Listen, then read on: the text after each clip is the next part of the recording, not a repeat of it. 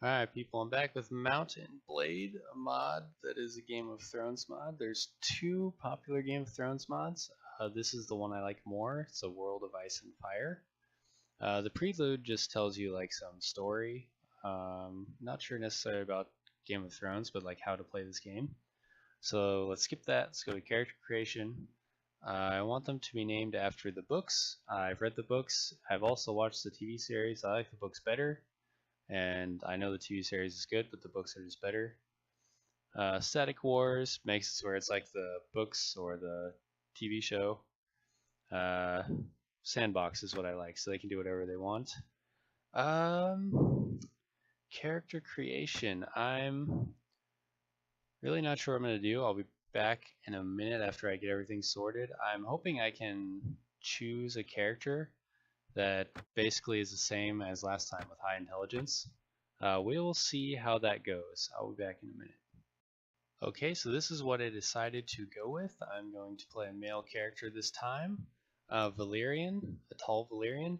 So I was thinking either Valyrian or Free Cities, but I decided to go with Valyrian because they speak the language, what is it up here, of High Valyrian, which I thought was interesting. So I decided to take that. And then everything else, just merchant. Just took merchant. My father was a merchant. I was a merchant's apprentice, and now I'm a merchant. My fate is a lust for money and power, mostly money, because, merchant. My religion, I chose the old gods of the forest. The other options are R'hllor, the drowned god, or the faith of the seven. So I'm going to go with the gods of the old forest. Trait, I'm a natural leader. That one seems better for me than warrior. Warrior would be good if I was going for like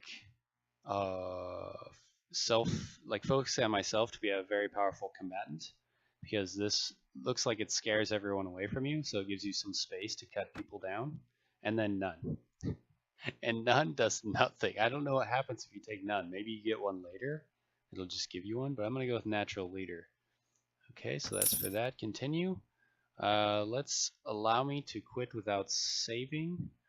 Last time I did realistic, I normally do realistic, but I find when I do realistic, I'm always really careful. And I want to go a little bit crazy in this mod, so let's do that. And enter name and distribute attribute, skill, and weapon points. You can click in various elements of the screen to learn how each one will affect your character. Okay. This is not what I was hoping for. Got 7 intelligence and 7 strength, and the rest are at 5, so neither are good. Holy lord. My trade skills at 6, I'm assuming, because I picked merchant for every single thing. And that's by charisma. Leadership is by charisma. Okay, I'm going to go over all the stuff like before, and I will come back when I've finished it. Okay, so this is what I've decided to go with to start, but I've also changed my mind about what I'm going to do. I'm not going to focus on intelligence as much in this mod, if at all, because a lot of the things that were intelligence based in the native warband are now strength or agility based. And there's also another skill for charisma. So I got charisma to 6 so that I can get leadership to 2 at some point. Persuasion and trade are also governed by charisma, but I'm not going to. Oh, I think there's one up here too. Is it navigate? No, it's sailing master, which allows me to command more ships. So 2 is good enough for me for now. I don't plan on using charisma based character, so that's fine. Intelligence, I'm only really not. I'm not planning on using it for anything actually. Inventory management is now governed by strength, so when I level up my strength, I'll be able to level up my inventory management, which is fine. Pathfinding is by agility, so I'm going to be leveling up agility so I can upgrade that later. There's things that are governed by intelligence, but not things that I necessarily need to use. So, for example, I can find companions that will have high engineering skill, high medical skills, high spotting and tracking skills, high tactics and training skills. And I'll put some points into trainer later when I get high level, but not really too worried about it. And then the rest I'm going to focus on strength and agility, and I'm going to put most of my points into power draw, weapon mastery, shield, athletics, riding, horse archery, looting, and power strike. So that's how that's going to go. Actually, power strike. Looting is already maxed out for now, so that's fine. Yeah, I think that's good. Okay. And so let's see what happens next. Tutorial. Face. Don't really care about my face too much. Let's do a couple of randomizations. All right, there it is. Good enough. I'm what is that, blue or purple-eyed, pale-faced guy with a scar on his mouth and some very, very white hair, which is fine because I'm a Targaryen or something, right? Okay, so done. It's the early hours of the morning when you reach King's Landing, a bustling city on the eastern coast of Westeros, set within the Crownlands. You have made your way here after hearing news of King Robert Baratheon. That's all I heard was news of him. Okay. You note the climate is warm with a subtle, relaxed atmosphere. Other than the solemn silence around the capital, everything seems like a normal day. You roam the Street of Sisters and eye Visenia's Hill and the great sept of Baelor in the distance. This place is huge, and you remind yourself to not stray too far in fear of getting lost. Okay.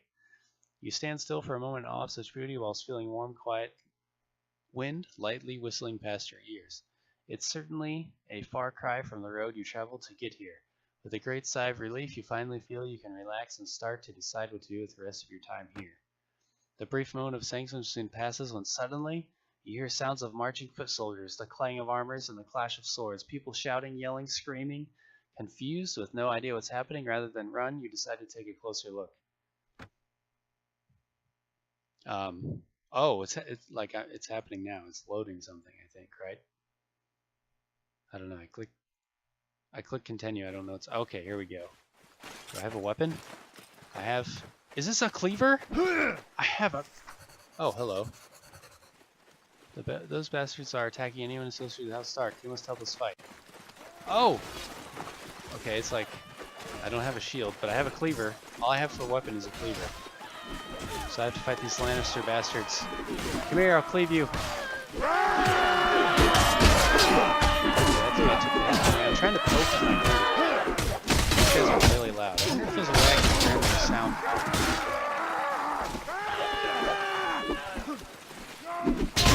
Oh, I got one shot. Okay, that's fine. I'm pretty sure you're supposed to lose this battle anyways.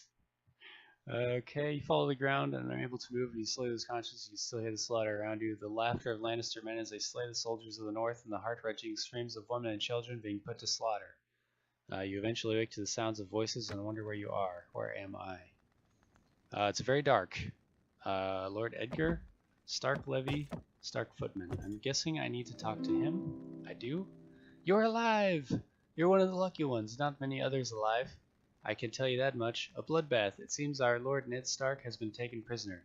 You must go warn Lord Robb Stark. These two soldiers are loyal to Ned and will accompany you to Winterfell. Okay, I shall see it done. The Westerns doesn't like me anymore, but those two guys join me. Okay, very good. You must make haste. Follow the keys to the north. Good luck, friend. Okay, now do I just leave? I'm just gonna walk out. Oh, I have to press tab. Okay.